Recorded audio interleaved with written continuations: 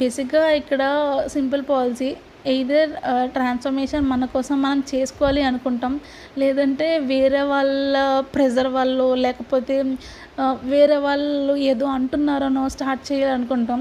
నేను చాలా days not చాలా నేను చాలా ఇయర్స్ వేరే వాళ్ళు నన్ను ఏదో అంటున్నారు అని చెప్పి స్టార్ట్ చేద్దామని చెప్పి అనుకున్నా.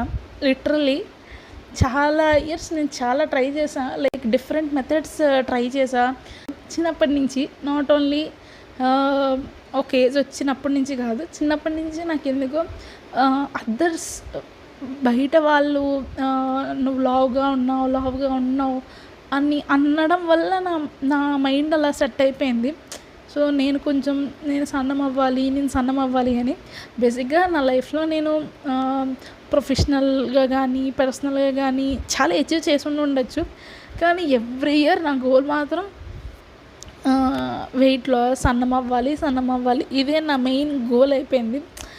అది ఒక పాయింట్ ఆఫ్ టైం వచ్చేసరికి అసలు నేను దీన్ని రీచ్ అవ్వలేనేమో, ఇది నా ఫర్ ఎవర్ గోల్లానే ఉండిపోద్దేమో అని అనిపించింది. సో బట్ ఇప్పుడు అంటే ఇప్పుడు కూడా నేను కాన్స్టెంట్గా ఉండిపోతా అని చెప్పి చేయట్లేదు. బట్ స్టిల్ ట్రై చేయాలి, ఎక్కడ గివ్ అప్ ఇవ్వకుండా కొంచెం స్ట్రాంగ్ మైండ్ సెట్తో నేను చేయగలను అని చెప్పి చూపించాలి అని చెప్పి ఫిక్స్ అయ్యా. మోస్ట్లీ అందరూ జాన్కి రిజల్యూషన్ పెట్టుకుంటారు, బట్ నేను నవంబర్ 1 నుంచి స్టార్ట్ చేశా ఈ journey.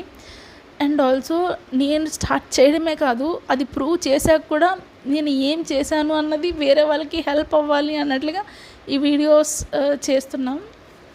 Not only for others, even for my self also.